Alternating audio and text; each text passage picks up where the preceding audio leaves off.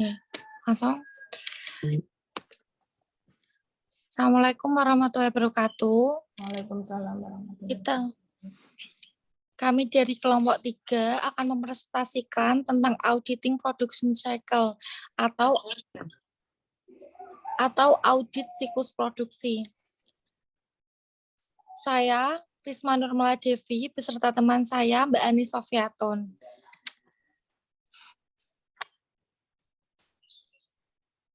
Pengertian siklus produksi.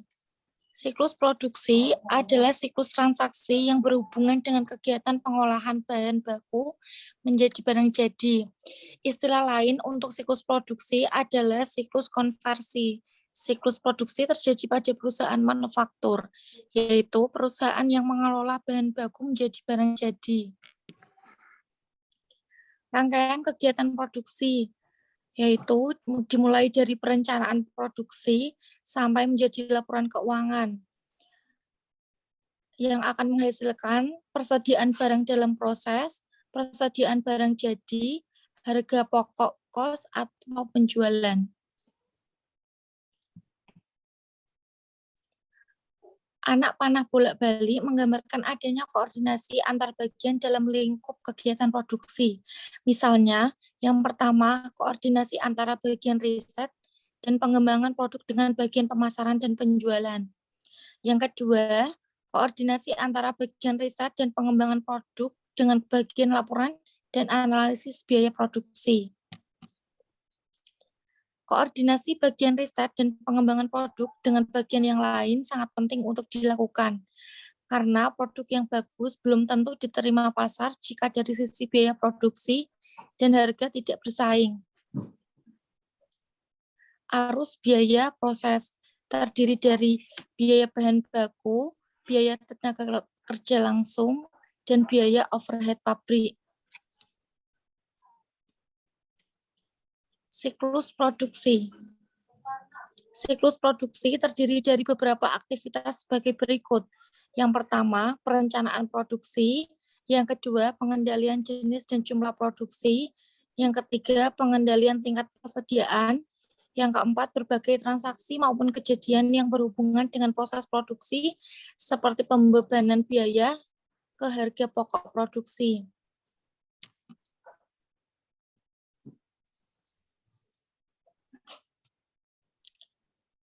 Hal lain yang perlu dipahami adalah tentang perencanaan dan anggaran produksi. Perencanaan produksi berhubungan dengan yang pertama, penentuan jenis dan spesifikasi produk. Yang kedua, penentuan jumlah dan kombinasi produk. Yang ketiga, penentuan penjadwalan produksi. Yang keempat, penentuan kebutuhan peralatan produksi. Anggaran produksi berhubungan dengan yang pertama, penentuan kebutuhan biaya bahan baku dan bahan pembantu. Yang kedua, penentuan kebutuhan biaya tenaga kerja langsung. Dan yang ketiga, penentuan kebutuhan biaya overhead pabrik. Selanjutnya, anggaran produksi berhubungan dengan yang pertama, penentuan kebutuhan biaya bahan baku dan bahan pembantu. Yang kedua, penentuan kebutuhan biaya tenaga kerja langsung. Yang ketiga, penentuan kebutuhan biaya overhead pabrik. Akuntansi biaya pada dasarnya adalah proses akuntansi yang berhubungan dengan realisasi anggaran produksi, termasuk analisis penyebab perbedaan antara anggaran biaya produksi dengan realisasi biaya produksi.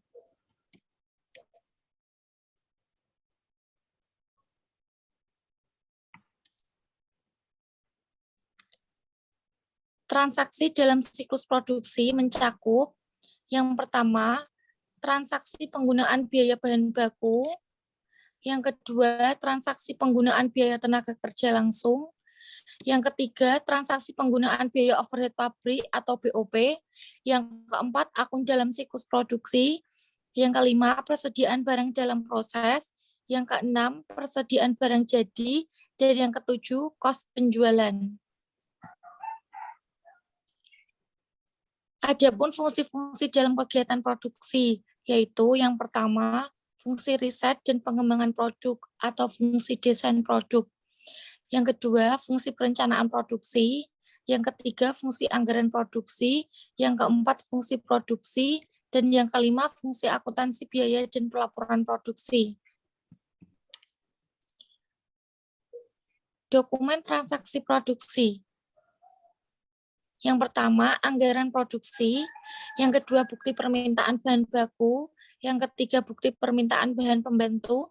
Yang keempat, jam kerja dan memo produktivitas pegawai. Yang kelima, daftar gaji dan upah tenaga kerja langsung. Yang keenam, bukti-bukti transaksi untuk biaya overhead pabrik. Yang ketujuh, daftar-daftar perhitungan biaya overhead pabrik. Selanjutnya, dokumen pembukuan produksi. Yang pertama, jurnal penggunaan bahan baku dan pembantu, jurnal pengeluaran kas, dan jurnal umum. Yang kedua, buku pembantu biaya produksi. Yang ketiga, buku besar produksi. Dan yang keempat, laporan biaya produksi. Adapun tujuan audit yaitu menguji kewajaran pelaporan akuntansi atau asersi manajemen tentang kegiatan produksi yang mencakup pengujian validitas bukti transaksi dan kewajaran saldo akun.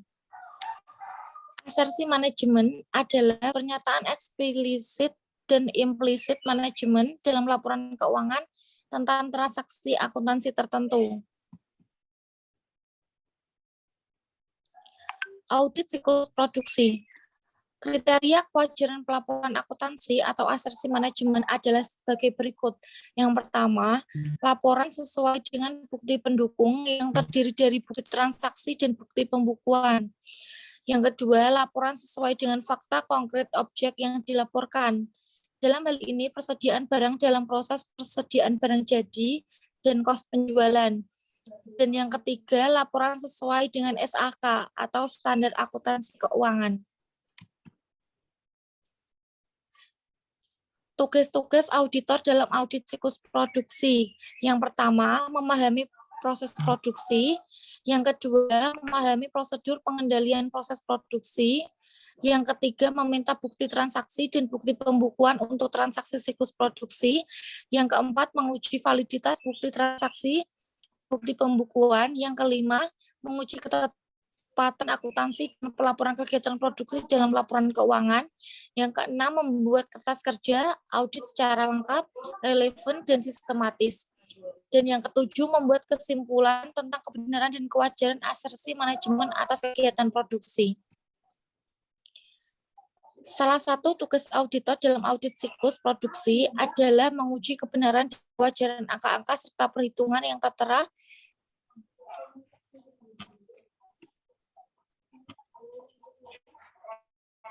dalam laporan biaya produksi tersebut di atas. Auditor juga perlu memahami keseluruhan rangkaian proses produksi, karena akun-akun dalam laporan keuangan yang berhubungan dengan kegiatan adalah representasi dari keseluruhan divisi produksi.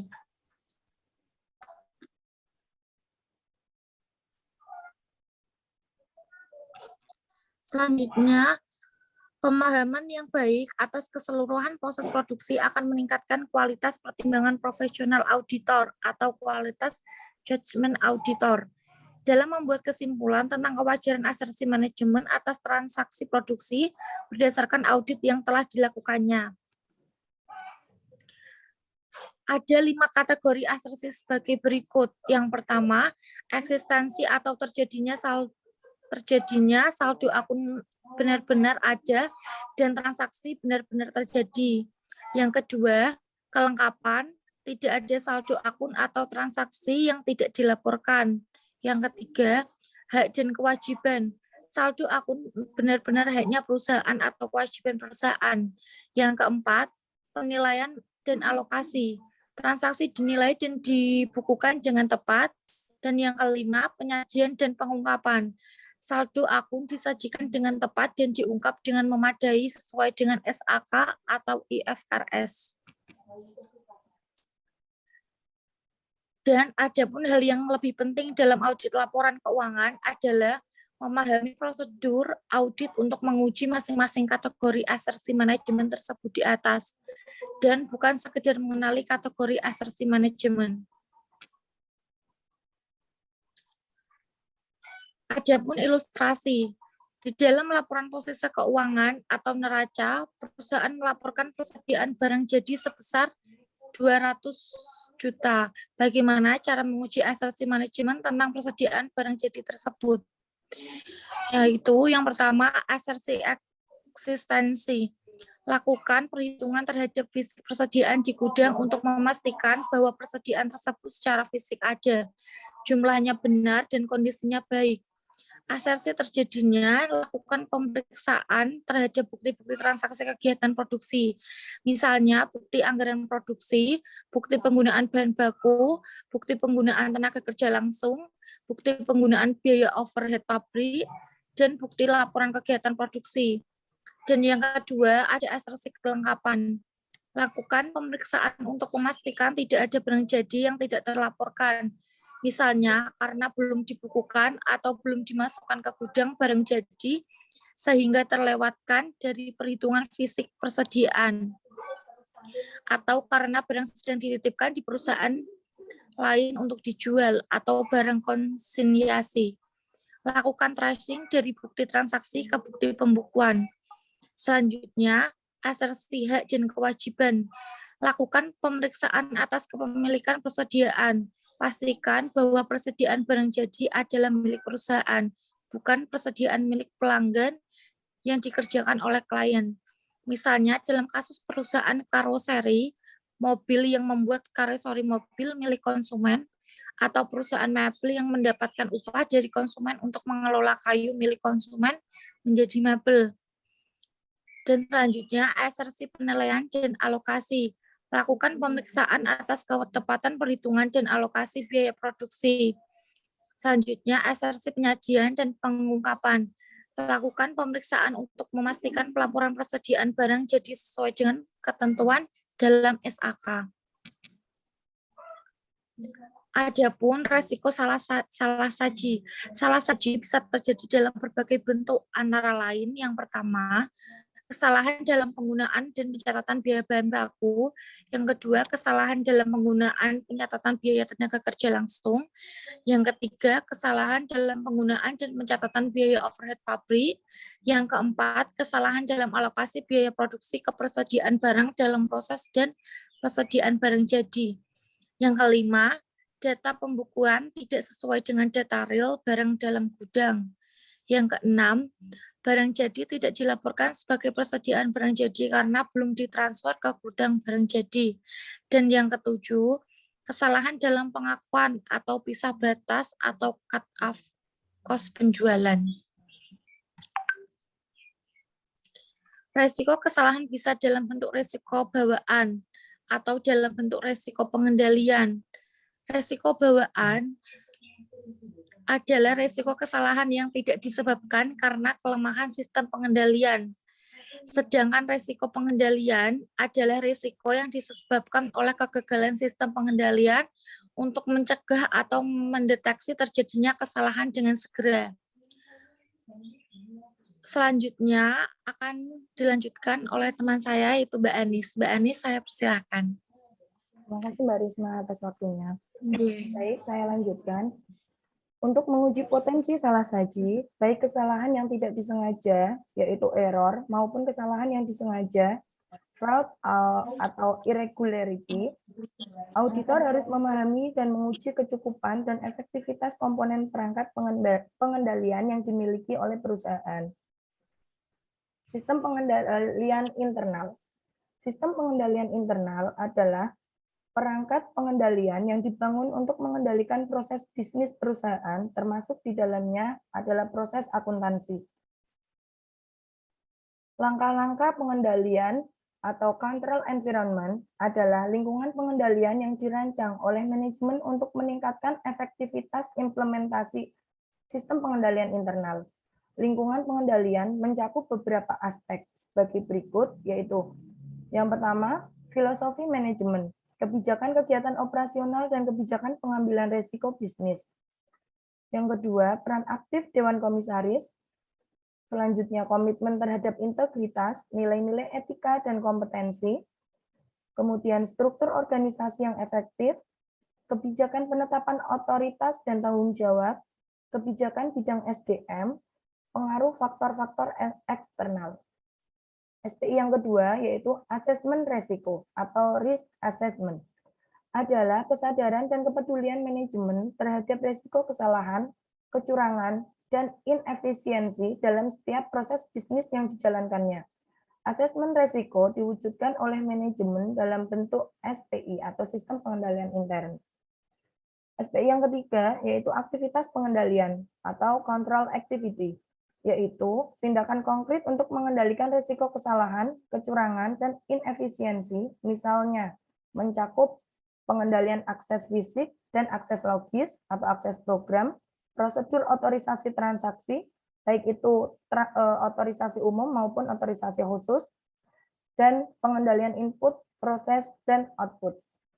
Yang keempat, sistem informasi dan komunikasi atau information and communication system, yaitu sistem meningkatkan efektivitas dan efisiensi distribusi informasi serta komunikasi lintas divisi dalam organisasi. Yang kelima, yaitu monitoring. Adalah pemantauan terhadap kecukupan dan efektivitas implementasi sistem pengendalian internal. Sistem pengendalian internal harus mencakup 5 unsur SPI tersebut dan didukung dengan bukti-bukti dokumen atau bukti-bukti dalam bentuk dokumen. Tanpa bukti dokumen tersebut, SPI tidak bisa diuji kecukupan dan efektivitasnya. Auditor tidak cukup hanya memahami SPI, karena terdapat kemungkinan sistem pengendalian internal tersebut tidak dijalankan sebagaimana yang difahami oleh auditor. Oleh sebab itu, di samping memahami SPI, auditor perlu untuk melakukan pengujian SPI. Pengujian SPI atau Test of Controls ditujukan untuk memastikan kecukupan dan efektivitas implementasi SPI. Karena desain SPI yang bagus belum tentu diimplementasikan secara bagus atau secara efektif.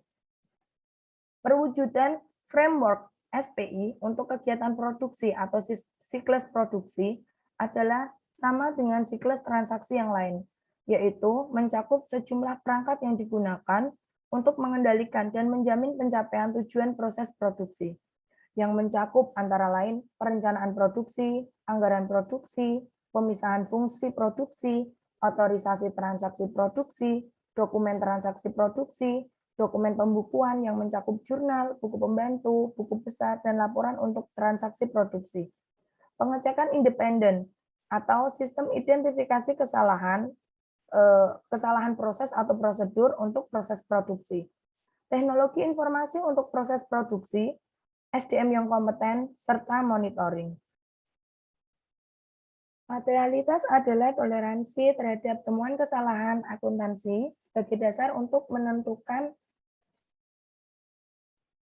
tingkat kebenaran dan kewajaran atas manajemen dalam laporan keuangan. Temuan kesalahan dalam penyajian laporan keuangan dapat diklasifikasikan menjadi 2 kategori, yaitu temuan kesalahan tidak material dan temuan kesalahan material. Langkah auditor terhadap temuan kesalahan adalah sebagai berikut. Jika temuan kesalahan tidak material, buat usulan jurnal penyesuaian atau usulan tambahan pengungkapan tergantung pada bentuk kesalahannya, dan kemudian asersi manajemen dianggap wajar. Jika temuan kesalahan material, lakukan pengujian tambahan, tetapi tidak diperoleh keyakinan tentang kewajaran asersi manajemen, maka asersi manajemen dikecualikan dari pendapat auditor. Pengujian substantif. Pengujian substantif adalah pengujian terhadap kewajaran asersi manajemen dalam laporan keuangan. Dalam kasus audit siklus produksi adalah kewajaran asersi manajemen tentang persediaan barang dalam proses, persediaan barang jadi, serta kos penjualan. Sifat, saat, dan luas pengujian substantif ditentukan oleh tingkat risiko bawaan dan risiko pengendalian siklus produksi, atau dengan kata lain tergantung pada tingkat efektivitas sistem pengendalian internal siklus produksi. Prosedur pengujian substantif mencakup sejumlah prosedur sebagai berikut. Yang pertama, prosedur awal, yaitu prosedur untuk mengawali proses pelaksanaan audit mencakup langkah-langkah sebagai berikut. Yang pertama, yaitu memahami industri dan bisnis klien untuk mengenali proses produksi volume produksi, dan ragam transaksi produksi, agar audit dapat dilaksanakan secara lebih efektif dan lebih efisien. Kemudian, meminta dokumen pembukuan yang terdiri dari jurnal, buku pembantu, dan buku besar.